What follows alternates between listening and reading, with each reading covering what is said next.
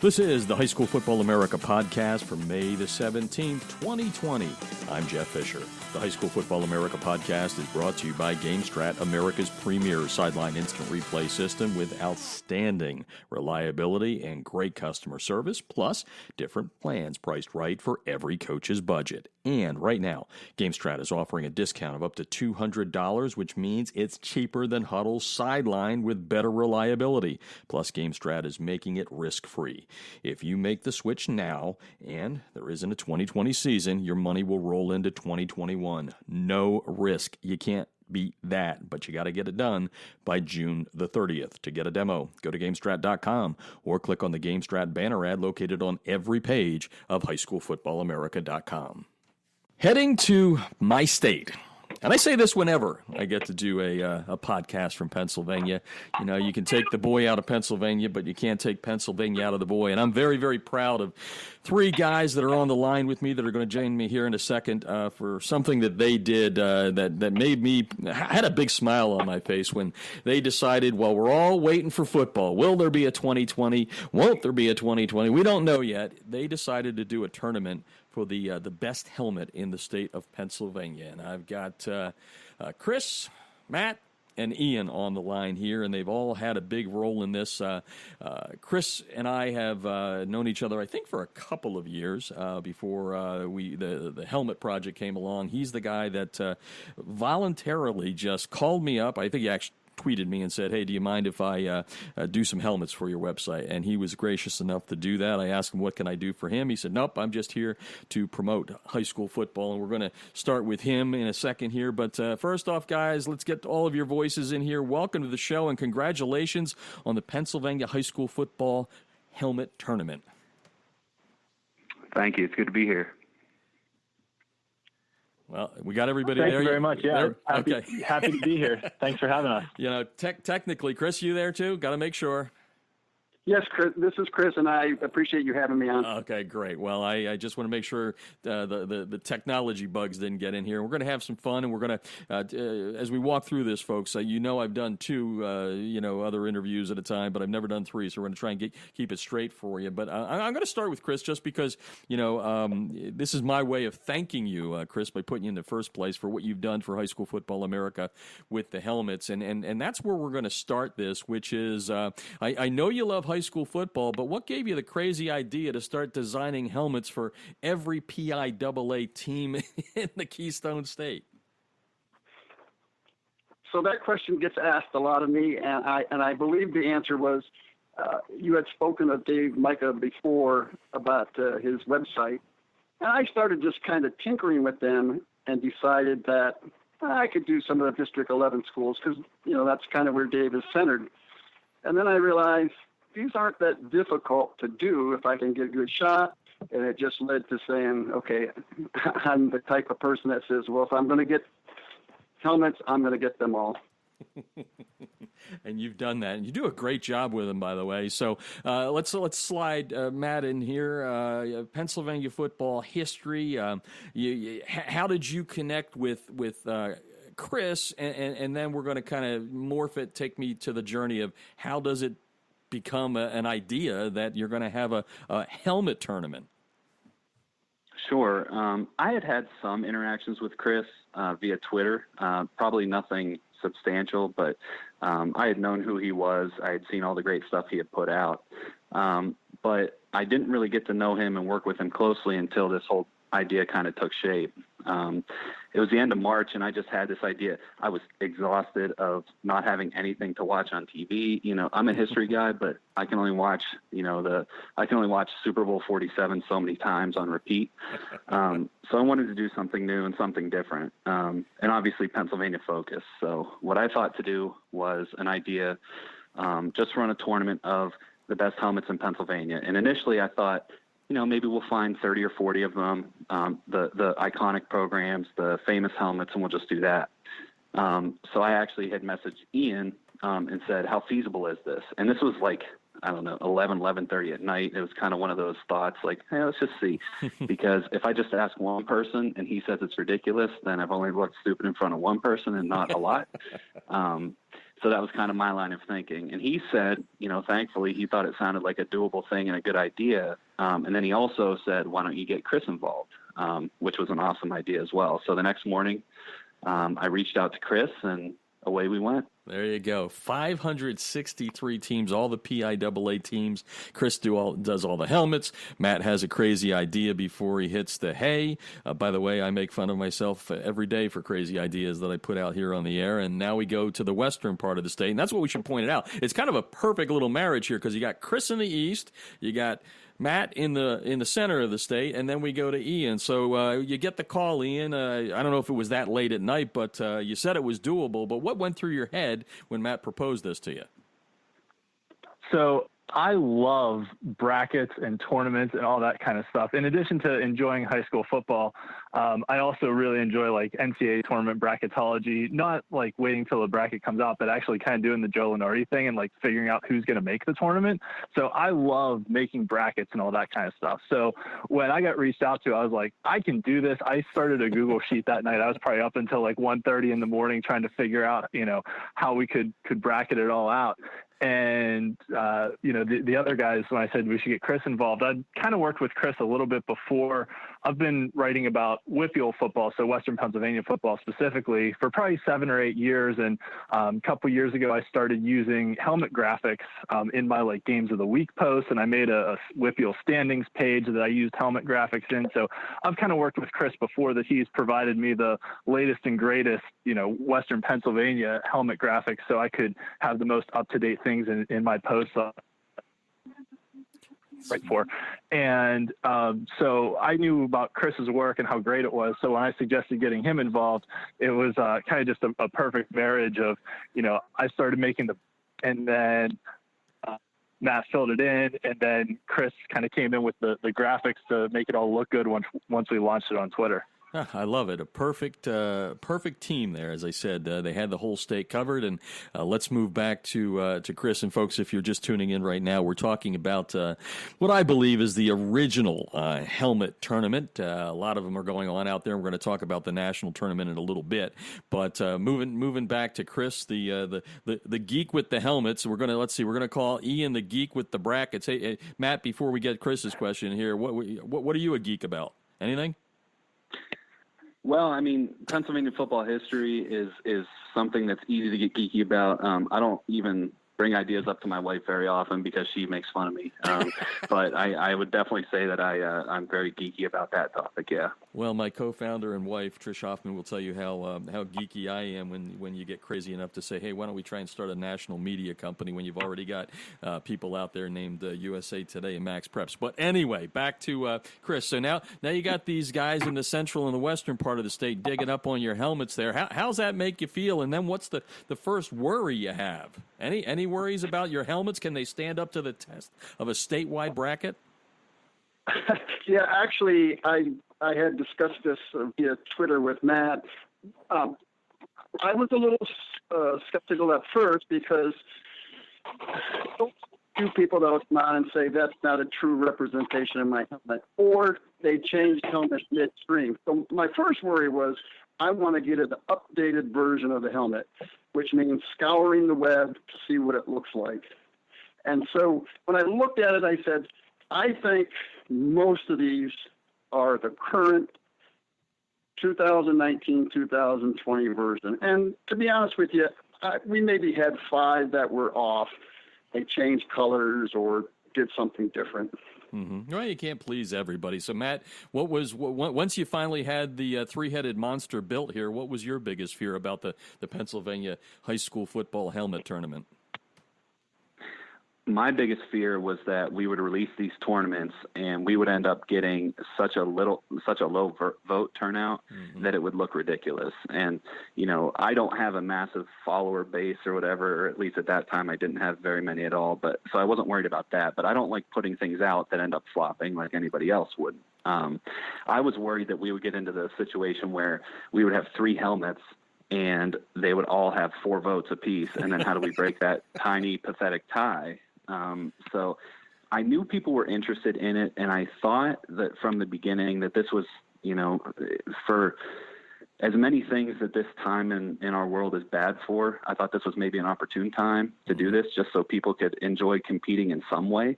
So I knew the interest was probably there, but I was worried that this idea that I thought was a good one would just totally flop, and everybody would waste time, and we'd waste Chris's efforts and Ian's efforts, and it would just go belly up. Yeah, no, and I get the fear of that, putting stuff out there. We've done that a lot, and the stuff that you don't think's going anywhere goes the highest, and the stuff that you think's the most intelligent idea doesn't go anywhere at all. And you can talk to Chris about my attempt to set a world record at most number of high school football coaches on a Zoom call when we got Zoom bombed before that was a thing. But let's move out west now to Ian. So here you have. I'm not going to ask you the same question. I'm going to ask you about the building of the bracket. So you're there geeking until 3 a.m. trying to put this all together. What was the biggest thing for you? Like, how did you put the bracket together? How did you figure out who was going against who, et cetera? Right. So I wanted to try and make sure that the bracket was somewhat equitable, but also somehow relayed sort of the layout of Pennsylvania high school football. So there's 6 classifications. One of my thoughts was, do we do it by classification across the state and kind of have 6 class champions? But that just seemed a little bit too unwieldy because there was somewhere around 95 teams per classification. So what I decided to do was, Pennsylvania also has 12 districts, and on a functional level, that compete every year. And then the district champions are the ones that are entered into the state tournament to actually, win state championships. So I sort of kept that framework and organized the tournament into district tournaments for each one, and then sort of working within the limitations of Twitter polls that you can only have up to 4 choices per poll, just to kind of limit the number of polls we had to put out there. I know some other states have done just head-to-head matchups, but because, for instance, the WPIAL in Western Pennsylvania has 120 teams, that was a little bit unwieldy to do head-to-head matchups at the beginning. So we actually set up matchups of either 3 teams or 4 teams head-to-head in the first few rounds, and then kind of worked our way down to having 12 district champions, and then those district champions competed for the state title. Just out of an 11:30 thought in somebody's mind, we get to this point, which is incredible. I've got 3 gentlemen on the line tonight on the High School Football America podcast. We've got Chris from the eastern part of the state. He's been doing helmets for us at High School Football America for a couple of years now. He's associated with my good friend Dave Micah at EasternPAFootball.com. We've got Matt in the middle part of the state. He is part of Pennsylvania football history. We'll get a little bit on that before we get out of here. And then we've got Ian, who is the Google, what is that Google sheet? What was it? Just so I don't get that wrong there. If I'm calling you a geek, I got to get it right. You're a bracket geek through Google or something? Go ahead. What is it, Ian? Yeah, I mean, you can just call me a spreadsheet geek if you want to. That's okay. Totally fine. I use Google Sheets to set it up just because it was easier to share amongst all of us than like one Excel document, because then we could all, go in and edit at the same time. And, once we kind of had the framework of the bracket built, we were able to just, randomize teams and plug them in, and away we went once we had the matchup set. Yeah. And Chris, as the helmet geek there, what went through your mind when you saw that this thing was actually going to happen? And you said you were worried about the helmets themselves, but I mean, what kind of smile did you have on your face at that point? Well, actually, after the first couple of polls, I felt just a big sigh of relief. We started to get more votes for schools that were really small, actually. And then the other thing was, I was worried that because the numbers would be so small, it would turn off the other voters, and it didn't happen. So actually, it was a very good thing. And I talked to Matt a couple times about, just one way you could gauge what was going on was the number of followers you had, since we were doing it via Twitter. Mm-hmm. And I watched Matt go from like 2,000, I think he's up over 3,000 now. Look at that! You're now somebody, Matt. So obviously your worst worries of you're not going to get any votes, that went away pretty quickly. But let's face it, social media is not necessarily the most friendly place in the world. Any crap start rolling your way as the votes started rolling in? Any funny stories to tell? Yeah, I mean, I'll be honest. That was it. Outside of the fact that this whole thing has just blown up and gone national with all the other states involved now, my biggest, pleasant surprise was the fact that we didn't get a lot of that. We got a couple. didn't include the non-PIAA schools in Pennsylvania, which is about 10 schools, maybe a little less than that, so a negligible amount. And most of those schools, are prep schools and things like that, so we didn't include them. And I remember getting one comment about that, saying that all those schools would win anyway and whatever. It was kind of a weak take, but not a whole lot. We had a lot of people really engage in it, really take off with it, and didn't get a whole lot of negative reaction overall. I love that. And, we don't get a whole lot either, and that's what blocking and muting is for anyway. We're talking with Chris, with Matt, and with Ian, three guys from Pennsylvania who created the Pennsylvania High School Helmet Challenge as a tournament. They got down to the winner that we're going to tell you about here in a little minute or two. But back out to Ian in the western part of the state. This is going to be talking about kind of state pride. I know that even though I'm in Atlanta right now, I keep tabs on the Lehigh Valley teams. I am Pennsylvania proud, but also very Lehigh Valley centric. So let's talk about competitive nature between the three of you. Did you have a favorite out there? We know Western PA is good football. I mean that goes without saying. But come on, Ian. Hey, were you a little kind of rooting there for the good old hometown teams? So I'll say one of my concerns actually when we started this was that, obviously the schools have different sizes, different Twitter followings, that the big schools were just going to dominate this bracket, right? That we put it out there and that we get a bunch of big schools with relatively bland helmet designs kind of make their way to the finals just because they have a lot more students, they have a lot more followers, things like. I was really kind of pulling for some of the smaller schools that I thought had some better designs, and really hoping that those schools would go far and do well. I'll say that I was kind of a terrible predictor about who would actually win, though, because I think maybe a third of the ones I actually voted for won. But it was really interesting to see how folks from other parts of the state would kind of jump into, the polls for different districts.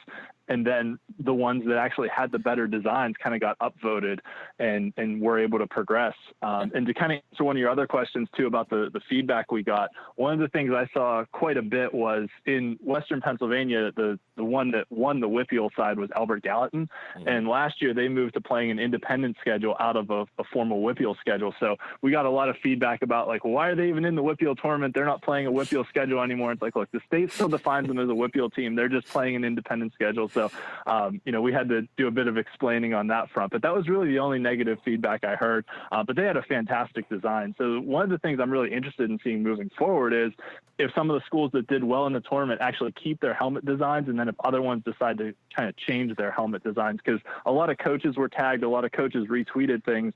So it's going to be interesting to see, if this has any impact on helmet design statewide moving forward. Well, let's face it, kids these days, they need style, so they're looking for the best uni out there, especially the helmet. Back to Chris. You're the guy behind all this, putting all this together, all the designs. You had to have a favorite, or at least a thought of the top 4 or 5. How'd that work out in your brain, huh?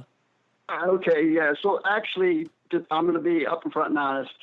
Because I design them and I worry about my bias showing because I didn't put enough work into design, I did not vote at all. However, many coaches have sent me their designs via Twitter or via email, and I was kind of rooting for just recently the Minersville, small town in Battling Miners. I love them. Go ahead. Yeah.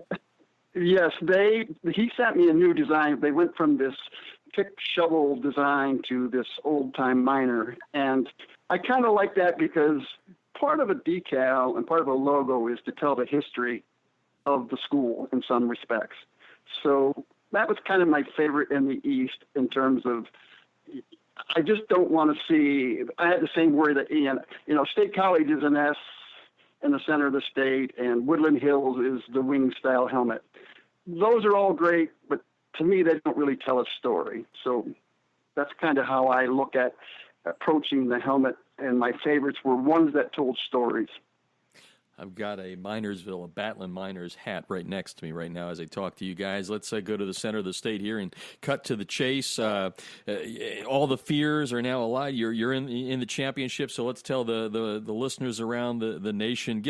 I know it's hard, 563 teams and all that went on, but give us a highlight of how the tournament went and who won it. Matt? The highlight of the tournament, really, to me, from my perspective, was who won it. Because our state champion ended up being Conemaugh Township, which is a very, very small school outside of Johnstown. It's a single-A school. They graduate, I looked it up, they graduate 70, 75-ish kids a year. So it's a very small school. They came out with a helmet design that, because I wasn't really familiar with other helmet designs, I hadn't really seen before. Now that we're seeing other states' results, there are a few others, but they have the full headdress. They're the Conemaugh Township Indians. They have the full-length feathers down their helmet. So it was a really unique look for Pennsylvania. And the story for me that really made this really rewarding was seeing all these voters from maybe Scranton or the Lehigh Valley or Erie or Philadelphia or Pittsburgh. Even though Conemaugh Township's not really far from Pittsburgh, it's so small that just because you're not from far away, you might not know about it. Seeing all these other voters really rally behind it. I had people, every time I put up Conemaugh Township in a poll, I had people responding, they're going to win, by 30% in this vote. Nobody has a chance against Conemaugh Township. And it kind of became this unstoppable force throughout the tournament. And they didn't, I don't think anybody until the finals got within about 20% of them. So it was this small school that people from across the state might not be overly familiar with or might not know exists at all, and really kind of got this big bandwagon following that was really cool. So there were other schools too, District 9 in particular. District 9 is, largely a district that in the football landscape of Pennsylvania gets overlooked. They don't have a ton of history or tradition on a state level at that district in North Central PA, but District 9 had a really strong field of helmets. And it was cool seeing, again, these people from across the state saying, wow, St. Mary's has an awesome design. Cameron County has a great design. Bradford, all these other schools really, really getting behind these schools that were far away from them and just advanced on the merit of their design. Yeah, and Conemaugh Township, I mean, it's what's high school football, the fabric of many communities, large or small, doesn't matter. That's the beauty of them winning it. So let's swing out to the western part of the state. Ian, your favorite moment in the tournament. I think it was seeing Conemaugh Township go so far, just because of school they were and the rallying they got statewide. And it was really interesting because the school they faced in the finals, Marple Newton, they had a really, really active Twitter following, and they had a really tight semifinal matchup, and really, got out the vote really strong. They were pushing on the retweets. They were, tagging other people to come vote. So they were kind of a force to be reckoned with in the just general how well they promoted themselves on social media. So it was kind of the final was almost a confluence of two different styles of voting. One kind of had the general statewide appeal that everyone that saw the helmet loved it, and the other one was a fairly large district near Philadelphia, but they did a really good job of social media promoting the poll. So it was really cool just to see it all come together in the end. I mean, objectively, I think Conemaugh Township had the better helmet, so I'm really happy that they won. Just seeing, not only the small school win, but also the better design win, because that was kind of our hope when we started it, that we would actually, get votes based on design and not just based on population. Well, you guys sound like you're in some sort of, I'm trying to, something, Project Runway or something, right? Well, that helmet had a better design than blah, blah, blah. And then that probably puts a smile on Chris's face. Chris, your big moment of the tournament. My big moment was the crowning of the champion, to be relieved and to see that, I believe, and Matt can confirm, I think 80,000 or greater votes, and then knowing that school at that point there was talk of a national tournament, to know that they were going to represent the state of Pennsylvania. And along the way, one of the Twitter handlers designed a championship helmet for them, and they delivered it to the school. So that was kind of That's cool. Big movement. Oh, I love that. That's very cool. And I was going to ask Matt how many votes you had, so that kind of got out of there. And folks, if you're tuning in right now and you think you missed something on the sports pages, that there was a football tournament someplace, that didn't happen. We're also not looking back to 1973. What these three guys are talking about is the Pennsylvania high school football helmet tournament that they created and dreamed up, and is now morphed into like Chris said there, a national tournament. I think that's a good jumping off point here as we come toward the end of this, guys. Let's throw this at Matt. So, okay, Pennsylvania does it right, does it first. 563 teams. That's a lot to go head-to-head and crown a champion. So how do we get to a national tournament other than people are starved for some high school football right now, no matter how it's played? Well, I think that's the impetus for all this happening, right? We all need something to compete over, and we also need something sports-wise to kind of fill up our days. But yeah, I got a message from a guy named Trevor Arnold, who's a head coach out in Iowa. He messaged me and said that he was running one in Iowa as well. He also had guys who were running tournaments in Illinois, Missouri, Nebraska, a couple other states. And he said, let's all get together and let's see if we can get some other states on board. And once we have state champions from all those states, we'll put together a big national tournament. So there is a Twitter account out there. It's High School Helmet Tourney, if you look it up.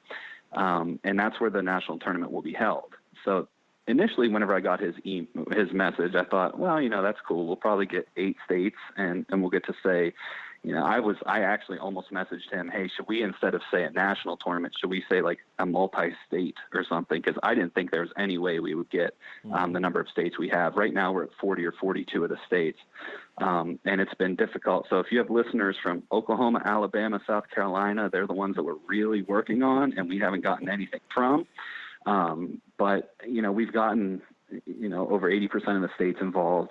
Every state's doing it kind of their own way, which I like. I am very comfortable and confident in the fact that we ran it the best way for Pennsylvania. But not every state has a Chris who has all those designs. So other states have to do it different ways to make sense for them. Yeah, Chris has done a monumental job there, and again, the reason I had Chris first is I got to keep giving him the kudos. He's the guy that's been giving High School Football America the helmets, not only from Pennsylvania but from across the country. He does a great job, and I just really want to thank him for that. Guys, let's go out to Ian. Did the spreadsheet master get involved on the national level too? I mean, that must have really geeked you up, huh? So I basically offered help if anyone wanted help kind of bracketing their stuff, but I haven't gotten involved yet on the national tournament. But if anyone needs any help with bracket things, feel free to reach out to me. I'm on Twitter at the Steelers and it's so happy to help anyone with any bracket that you may have. And we will put out everybody's handle, by the way, in the story that'll be on highschoolfootballamerica.com, so you can go check it out there to follow these guys. So, Chris, okay, you like doing helmets. You love doing helmets. You're a freak about doing helmets, right? You got all of those things, and it's all said and done. Oh, okay, Pennsylvania's got a champion. What goes through your mind when you hear that there's going to be a national tournament? Going through my mind was, this was great for high school football. I'm a big promoter of high school football. There are cuts across the country with numbers. There are, uniform challenges for the schools. I looked at the Philadelphia area. They don't get equipment. I looked at some of the smaller districts. So to me, it was, this is a chance to promote high school football while we're down, and away from the sport and away from sports in general. And I truly believe that that's the way you do it, is you promote the sport and you get people interested in it. There's not a better communication vehicle than decals, because as I said earlier, it tells a story. Yeah, no, very well said. These three guys have gotten the entire high school football community jacked up, as there is a national tournament going on now to decide who is the favorite as far as the best helmet in America. It should be interesting to see how that all works. And before we go away, Matt, I'm going to give you the final say here, not because you rank a little bit above these guys, but because you're doing something that I enjoy, and I've checked your site out, and it's Pennsylvania, football history. Tell me a little bit about that so the listeners can check it out, and especially the Keystone State fans who we know how much we love our high school football. Right, and just before I get to that, I do want to thank Ian and Chris. I mean, they had every bit as big of a role as I did. We also got some great involvement nationally. I know, Jeff, your account retweeted a ton of things. We also got some involvement from Phil Hecken of the UniWatch account, and some other people out there. So that's what I wanted to say first. As far as my site goes, I'm somebody who, I went to college, I got a dual major in journalism and history. I don't work in either of those fields now. I work in a completely different field. But as somebody who I guess has those degrees, it maybe isn't so surprising that this is a passion of mine. I started this years ago, not the statewide account or the statewide site. But I started it years ago for my alma mater, kind of putting some stuff together, helping them with filling out their record books and things like that. And then I thought, hey, kind of a similar thought process of the helmet tournament. If I can do this for one, let's try to do everything. And so I spent the last couple of years doing some research and that type of thing. I'm very much have 5 pots on the stove type person. So when I say that, I'm not sitting down and chewing out an article on one certain thing and then moving on. So I don't publish as often as I would like. Real world demands also play into that, of course. But I spend basically all of my dead time, my downtime, working on this stuff. I just have a passion for high school football in Pennsylvania. I'm a native, and it's always been something that's been important to me. So everything I do, it's not about, hey, look what he did. It's, hey, there's this story out there that needs to be uncovered. I have, through Twitter, I've met some awesome historians. Shane Schaefer's one of them, who's actually a Minersville guy, who's a guy who knows everything about the history of Schuylkill County football, which is a really narrow niche, but it's awesome because there's so many stories and so many players and games and coaches and everything else that it's all out there. We just need some people out there digging it up because it's really good stuff. So that's kind of what I hope to do in the future, is continue to kind of grow that network and have more of those, local on the ground, amateur historian type people to continue to find that stuff. But yeah, it's a blast. I wouldn't spend so much of my time on it if I didn't enjoy it. And I honestly, if there were 6 people reading or however many, I'd still do it. So it's just a hobby I really love doing. I understand. My wife tells me High School Football America is a very expensive hobby. Anyway, and that's a joke. I agree with her on that. Well, you forgot one thing. Tell the people your website address. Oh yeah, I'm terrible at self-promotion and marketing, if you couldn't tell that already. It's just pafbhistory.com. So pafbhistory.com. Really on there, and now that the helmet tournament stuff is up and going, and I'm really thankful we had the chance to do that. I think a lot of the people who have found me on Twitter think that all I do is helmets, and that's not really true.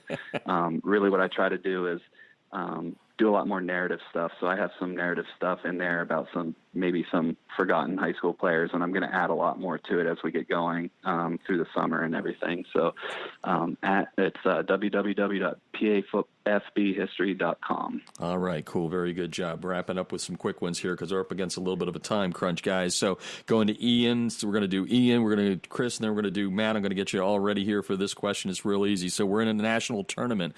We got some hometown pride here, or do you guys have somebody you think may walk away with the Helmet Championship 2020 National? Go to Ian first. Oh boy, there's some really good designs nationwide, and it's really hard to say because once you get into a nationwide Twitter poll, states may rally around their champion, where you have California and New York are bigger states, or you may have a small school with a really good design take it all too. So you really never know what's going to happen once you start putting things out there on Twitter, especially once you get nationwide sharing involved. Well, that means you're going to root for Pennsylvania, probably. Chris, who are you rooting for? Oh, absolutely. Got a favorite? I would say, and I've drawn a lot of them, but some of the national ones that have garnered attention are the Fisher Bunnies. I'm sure you may be aware of that one. I've never heard of it. What's a Fisher? Oh, that's my last name. Go ahead, keep going.